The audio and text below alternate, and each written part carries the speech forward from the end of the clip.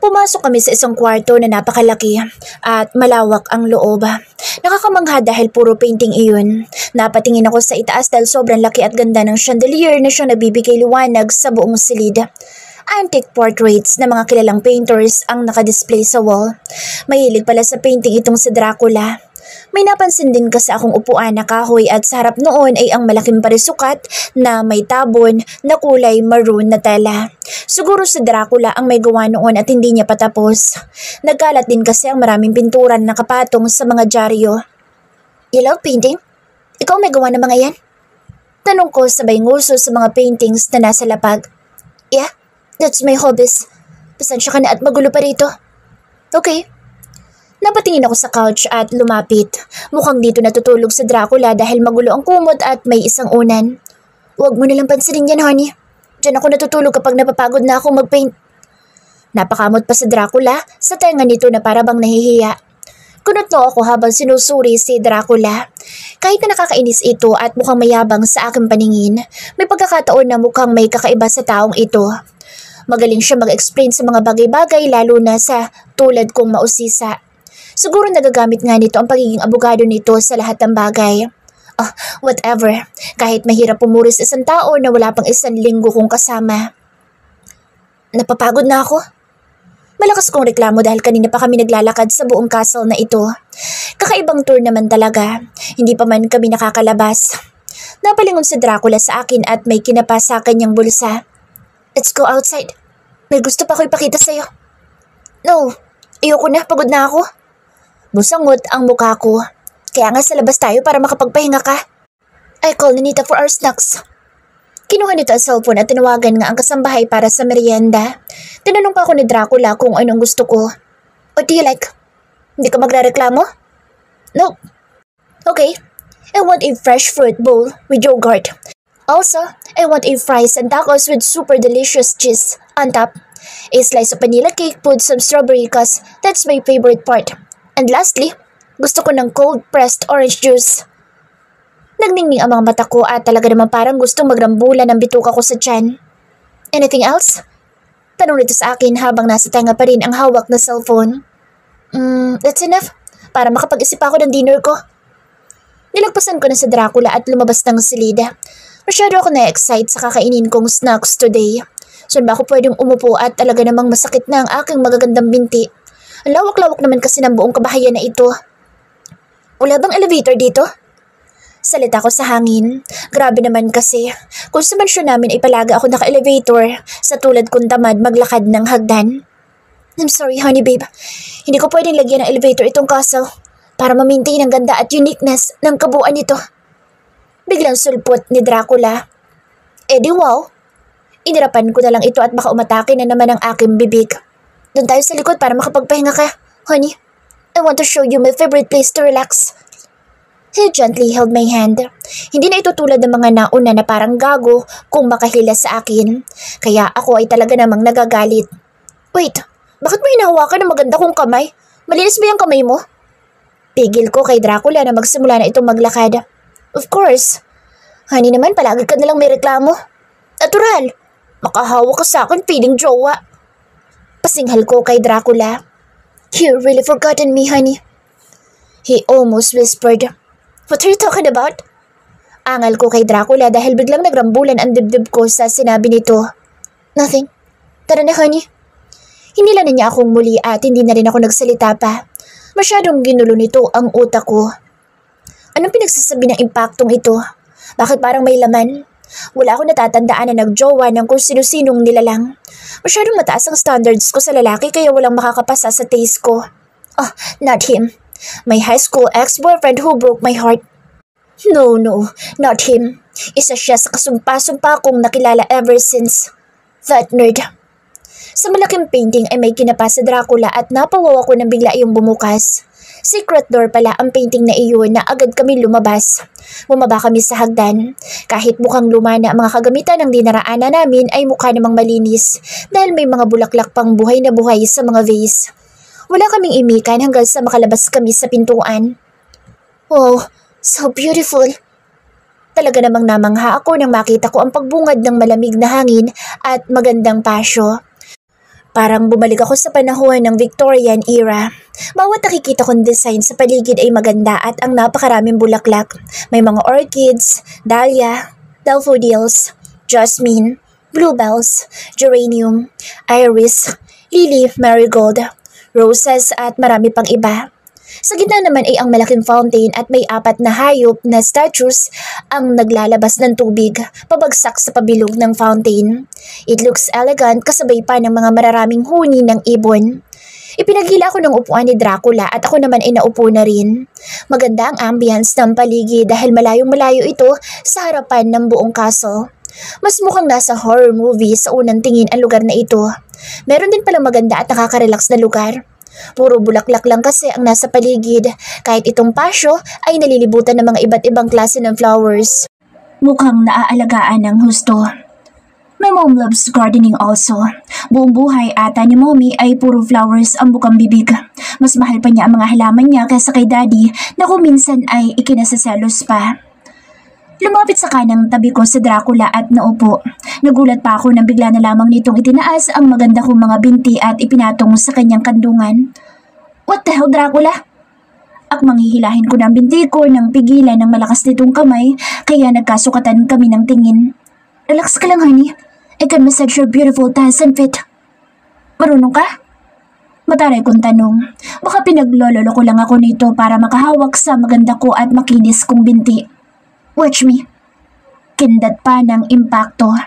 Tinanggal muna nito ang suot kong leather boots ng dahan-dahan. Ibinaba nito iyon ng maayos at maski ang medyas kong suot ay hinubad nito.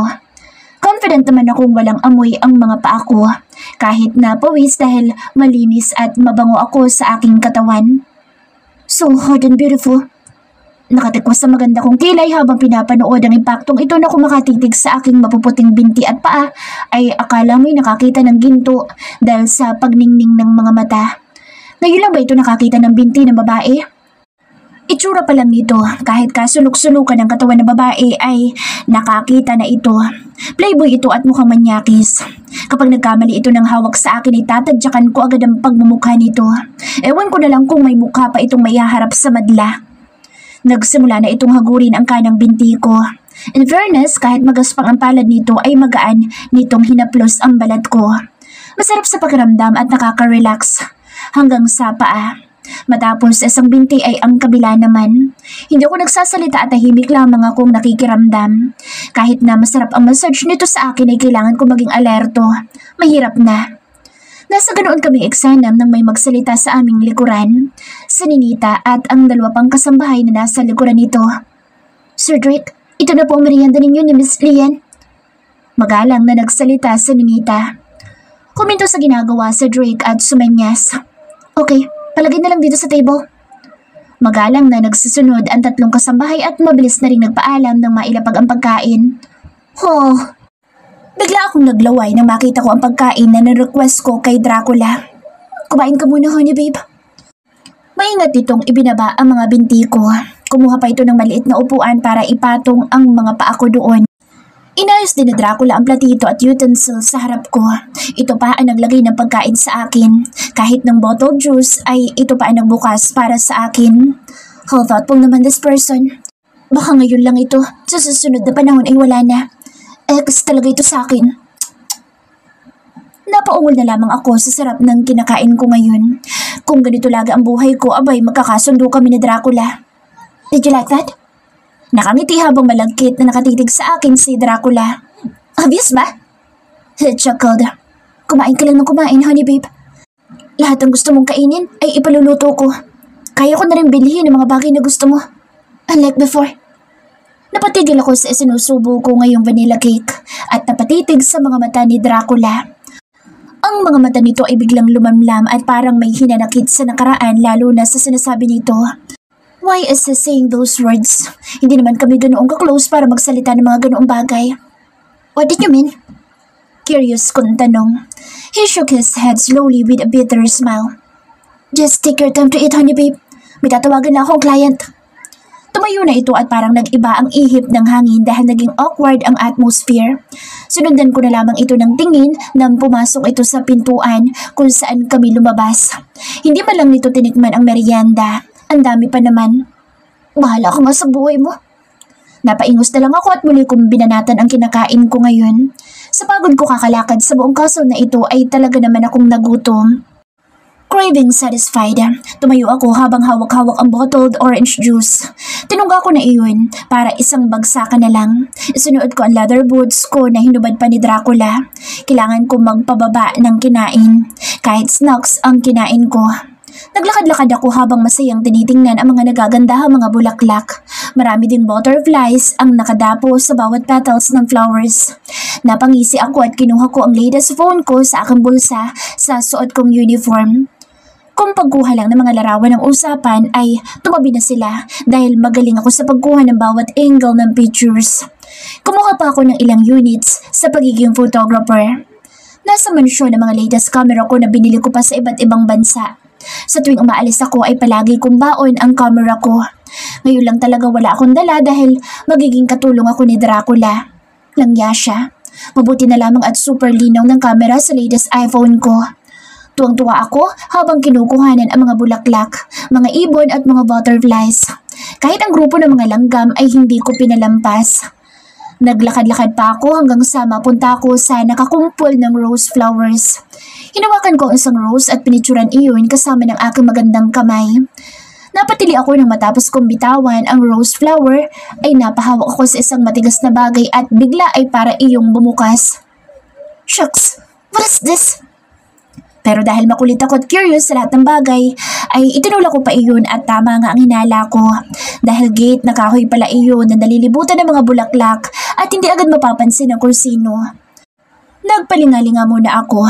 Hindi pa naman dumarating si Dracula at mukhang busy pa ito sa kanyang client. Papasok ako dahil trip ko lang. Ilang hakbang lang ang ginawa ko nang makita ko ang malaking swimming pool. Bulalas ko. Halos patakbo akong lumapit sa pool. Sinuri ko ang paligid. Hindi talaga nga ito mapapansin na may pool dahil nakatago at parang ayaw maarawan ang kung sino man na gustong maligo. Puro bulaklak pa rin ang nasa paligid. Maski sa bubong na nagpadilim sa kabuuan ng pool ay puro halaman at bulaklak. I can swim here. Nakailang shots pa ako dahil masyado ako nasiyahan sa mga nakikita sa paligid. Mukhang may maipopost na naman ako sa aking social media accounts ngayon.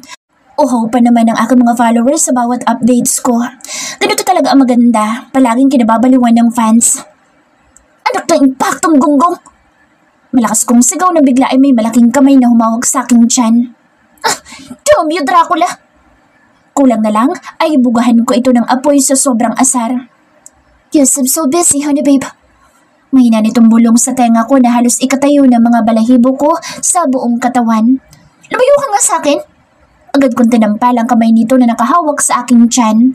Kapal naman ang mukha nitong makahawak sa aking magandang katawan. Imbes na makinig sa sigaw ko ay mas lalo lamang itong nagsumiksik sa akin na parang bata. Naipasok ko sa aking bulsa ang hawak kong phone. You like this place? Mahinang bulong ni Dracula. Hindi ako umimik. Nangilabot ako. Something pop up in my head. Ngayon ko lang napagtanto na parang pamilyar ang mga bagay-bagay pero hindi ko alam kung paano. Hinawakan ni Dracula ang dalawang kamay ko at tumitig sa akin. Shall we go? Napatango na lang ako at nagpahila kay Dracula. Lumipas ang 3 araw ng pananatili ko rito sa loob ng castle ni Dracula. In fairness, nagugustuhan ko naman dahil bukod sa kasundo ko ang mga kasambahay dito na para bang magbabarkada lang kami ay nasusunod pa ang mga gusto kong masasarap na pagkain. Kahit ang request ko ay puro pang high class, kissing ay hindi nagrereklamo si Dracula. Para siyang si daddy ko na isang salita ko lang ay parang magic na bubulaga agad sa harapan ko. Bukod sa palagi ako nakabuntot kay Impacto dahil isa daw iyon sa trabaho ko, ay madalas ako magreklamo kapag sinapian ako ng katamaran sa pag-encode ng mga paperworks niya. Hinahayaan na lamang niya ako dahil ako pa rin ang winner sa debatehan. Ang nakakabuisit lang kay Dracula ay palagi nakabantay sa suot kong uniforme. Akala ko exempted na pero hindi pala kaya ang ginagawa ko ay palagi kong ginugupit dahil hindi makakahinga maganda at flawless kong skin. Nakakapalit lang ako sa gabi ng sexy nighties ko. Total naman, hindi na ako lumalabas ng kwarto ko kaya hindi makikita ni Dracula ang kaseksihan ko. Miss Lian, tawag ka po ni Sir Drake. Tawag sa akin ni Bidang, ang isang kasambahay. Why? Kasalukuyan ako nagpapahinga ngayon matapos kong magpababa ng kinain dahil katatapos lang naming mag-lunch. Nandito ako ngayon sa pasyo at nakaupo at sinisimoy ang malamig na hangin, kasama pa ng magandang pagmasta ng iba't ibang klase ng flowers. Hindi ko po alam, medyo masama ang timpla ng mukha niya ngayon. Matagal na masama ang mukha niya, ngayon niyo lang napansin. Mapanlait kong sagot na ikinangiwi ni Bidang. Basta, Kwan, ang sabi ni Sir Drake, bago ka tumungo sa kanya opisina ay magpalit ka ng uniforme. Yun ang totoong uniforme na hindi ginupit o tinastas.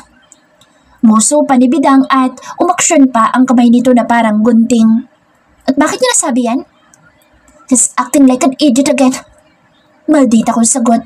Hindi ko nga alam, Miss Lian. Sumunod ka na lang dahil wala talaga sabod si Sir Drake ngayon. Bilang lang sa daliri ko magalit ang boss natin kaya sundin na lang natin at baka malintikan pa tayong dalawa. Pag-aapura ni Bidang. No, wala ko sa mood. Hindi niya ako pwedeng diktahan. Kago siya. Napairap pa ako sa hangin. Lumapit sa akin si Bidang at hinawakan ang kanang kamay ko. Please na, Miss Lian. Huwag tungo ko na sa iyong kwarto at nang makapagpalit. Kung ayoko. Tinatamad kong sagot. Napakamot sa ulo si Bidang na mukhang nauubusan ng pasensya. Sige na, dahil parating na bisita ni Sir Drake. Hindi ko pwedeng sabihin sa'yo. Ikaw na lang magtanong kay Sir Drake. Bigla ako napaisip. Kaya gusto akong magpalit ng pangmadra dahil may special siyang bisita. What the hell? Napairap ako. Whatever. Tamad na tumayo ako sa aking kinaupan. Nagpaalam na rin sa akin si Bidang. Naglalakad ako na nakabusangot ang muka. Pagpasok ay tahimik. Alam kong palaging tahimik pero mas lalo atang tumahimik ang buong castle. Wala din ako mahagilap ng mga kasambahay na naglalakad. What's happening? Nang makapasok sa loob ng kwarto ko, super tamad na tamad akong humarap sa antique cabinet. Sino ba naman na matutuwa kung magsusuot ako ng ganitong uniforme na walang kadating-dating? Langya talaga na Dracula na iyon. Hindi naman ganito ang suot ng mga kasambahay dito pero sa akin ay pinagkaitan. Ako pa talaga na maganda at makinis ang balat ay ganitong isusuot. Kahit masama ang loob ay naligo muna ako para fresh at nang natapos ay sinuot ko na ang kulay itim at napakahabang bestida na abot hanggang talampakan. May manggas ito na hanggang wrist ko ang haba. Inis na inihagis ko ang belo. Hindi ko yun kailangan. Langya.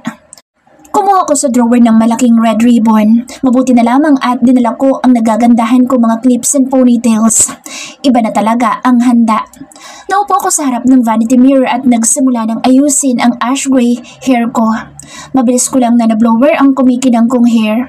Nagsuklay ako at ang kalahating parte ng buhok ko ay tinalian ko ng sanrio at nagclip ng red ribbon. Naglagay ako ng bangs sa isang left side. Naglagay na rin ako ng light makeups at ang favorite pink lip balm na binili ko pa sa States. Dahil gusto ko palaging beautiful and fresh ang looks ko, I used my Coco Chanel perfumes. And lastly, my brown leather boots na Christian Dior. Yes, lahat talaga ng gamit ko ay puro may signature.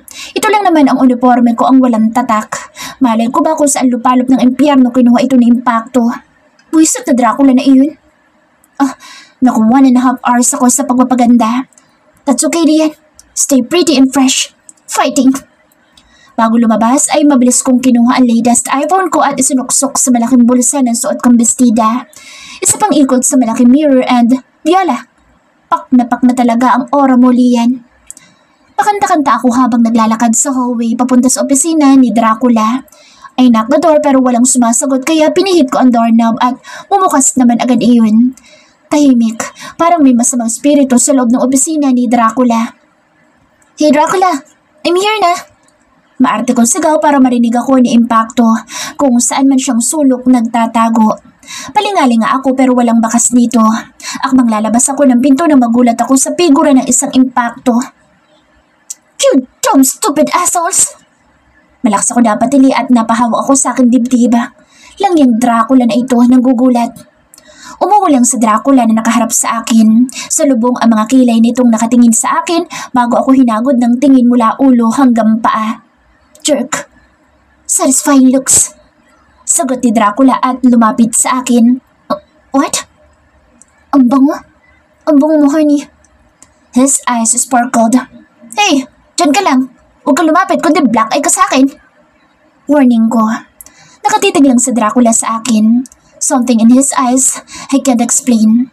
Napasabunod pa ito sa kanyang buhok at napayuko na akala mo'y may malaking problema sa buhay at napabuntong hininga. Nakatingin lamang ako dito. Nang iangat nito ang muka at humarap muli sa akin ay nag-iba na ang tabas ng mukha. Maglinis ka ng bintana, maraming alikabok. Masungit itong salita at tumalikod sa akin para maupo sa kanyang executive table. Napanganga na lang ako sa ikinilos dito. What the hell? What did you say? Tanong ko at baka nahihibang lang itong si Dracula. Hindi ako nito tiningnan bagkus ay nakaharap lang ito sa kanyang laptop at nagsuot ng eyeglasses habang seryoso ang pagmumukha. Puntahan mo ang mayordoma at siya magtuturo sa iyo kung saan ka maglilinis. Are you serious? Pinapupunta mo ako rito para maglinis lang ng bintana mo? Yes. Ang dami mong tauhan dito, bakit ako pa? Impacto! Malakas kong sabi dito. Parang gusto kong sapak-sapakin ang pagmumukha ngayon ni Dracula. Nagpaganda pa ako at nagpabango ng gusto tapos magpupunas lang ako ng bintana. Napaangat ito ng tingin sa akin at salubong ang mga kilay. Nakalimutan mo na ba ang kontrata mong pinirmahan? Naparito ka para maging kasambahay. Muli itong humarap sa laptop nito. Damn you! I will kill you, Dracula! Nagsisigaw ako sa sobrang pagkabuisit. Mabilis ang mata kong nahagilap ang isang maliit na figurine at kinuha iyon. Sabay ibinato kay Dracula pero imbes na matamaan ito ay mabilis na nasalo ng kanang kamay nito ang figurine. Try harder next time, honey. For now, get out of my office. Mayabang na nagsalita ito at umaksyon pa ang kamay nito para palabasin ako na akala mo ay nagtataboy ng langaw. Ano akala niya sa akin? Pangit at mabahong langaw? Gago ka! I put my middle finger in front of him, sabay layas at pabalibag kong ibinagsak ang pintuan ng opisina nito. Masama ang loob at masama ang tabas ng mukha ko nang mahagip ko ang mayordoma na nakatayo sa ibaba ng hagdan. Mukhang kanina pa ito naghihintay doon. At tubiling ngumiti sa akin na matanda habang nasa ibaba nito ang itim na timba at 2 pamunas. Iha, halika dito at sasamahan kita kung saan ka magsisimula. Kahit labag sa loob ay hindi na ako nagsalita pa at baka kung ano pang masamang salita ang masabi ko at kawawa naman itong matanda. Nakasunod lang ako dito papasok sa dirty kitchen. Merong exit at doon kami lumabas. Nang gigigil man sa hapong ito ay wala ako magawa. Pero ang utak ko ay tinatadtad na ng mura ang walang hiyang impacto. Dito ka magsisimula hanggang sa dulo. Kapag natapos mo na iyan, ay kukuskusan mo ang mga pamunas at hugasan ng maayos ang timba bago ipasok sa loob ng storage room. Itinuro ng mayordoma ang storage room sa kaliwang bahagi ng lumang bahay dahil gawa iyon sa kahoy. May puno pang naglalakihan sa magkabilang iyon. Naintindihan mo ba ako, Lian? Hindi ako umimik, kaya bumuntong hininga ang matanda. O siya, mauna na ako at marami pa akong gagawin at may parating na bisita. Maiwan na kita. Pumasok na ito kung saan kami lumabas. Ako naman ay nagpupuyos ang damdamin. Langya talaga. Paano ba naman 3:00 pa lang ng hapon at masyado pang mainit? Kahit mapuno sa lugar na ito ay tagusan naman ang init. Gago ka talaga, Dracula. Makalayas lang ako sa lugar na ito ay pasasalubugin ko talaga ang buong kasa na ito. Langya ka. Kahit nagngingit-ngit ang kalooban ay nagsimula na ako lagyan ng tubig sa gripo ang timba. Ibinuhos ko ang detergent powder sa timba na halos mga lahati ang malaking pakete kaya sobrang bula tuloy. Leche! Sinimulan ko na ang pagpupunas sa malaking salamin. Kahit bulang-bula ay wala akong pakialam. Basta madaanin ng towel ang salamin ay okay na iyon. Langya, mag-iinarte pa ba sa Dracula? Kago siya. Sa mansyon nga namin ay prinsesa ako. Dito'y katulong ako. How ridiculous. Hindi ko pinunasan ang mataas na bahagi. Bahala sila. Don't hurt! Malakas akong napasigaw sa sakit ng likod ko. Buisit, magkaka-arthritis pa ata ako. Yatsa talaga. Mas nakakapagod pala ito kaysa ang mag-gym. Tagaktak na ang pawis sa noo ko, lalong-lalo na ang buong katawan ko dahil sa suot kong parang gago. I will kill you, Dracula! Napahinto ako sa ginagawa dahil hindi ko na kaya ang pawis sa katawan ko. Napatingin ako sa wristwatch ko. Shit, 10 minutes pa lang na nakakalipas pero feeling ko ay buong araw na ako na nagpupunas ng bintana. Nandiyan mo talaga, impacto! Wala na atang ginawa ang bibig ko kundi ang murahin si Dracula na para bang nasa harapan ko siya ngayon. Kinuha ko ang maganda kong panyo na Louis Vuitton at ipinampuna sa pawis na pawis kong muka. Kulang na lang ay pigain ko na ang panyo ko. Buwisi talaga. Super hate ko pa naman ang maging oily face. Kinuha ko ang phone ko para tingnan sa camera ang maganda kong mukha. Langya. Malakas ako napabura na makita kong super haggard na agad ako. Para ako nakipag-marathon. Wala na rin pala sa ayos ang maganda kong buhok. Para na akong bruha. Tumapat ako sa harapan ng tinted glass window at sinuri ko panlalo ang itsura ko. Hindi ako makapaniwala na magiging ganito ako kapangit. Busit na sinuksok ang cellphone sa bulsa ng bestida. Tinanggal ko ang pagkakatali ng buhok ko at pinuyod ko ng pataas ang buhok ko bago ko itinali gamit ang red ribbon. Binuksan ko at 3 botones ng taas ng aking bestida dahil hindi ko na kaya ang pawis. Asar ang pagmumukha ko habang nagsasalamin sa harap ng window. Hindi ako makapaniwala na ganito ang nangyayari sa aking buhay. Kahit basa na ang panyo ko ay ipinunas ko iyon sa aking malako komelo na dibdiba. Kitang-kita ang Celine brand na black bralette na suot ko. Dome sweat. Gamit ang mga kamay ay ipinaypay at hinipan ko pa ang dibdib ko para mawala ang pawis. Kung ganito magiging trabaho matapos ng 3 araw ng pagbubuhay prinsesa ko, ay baka patayin ko na lang sa Dracula.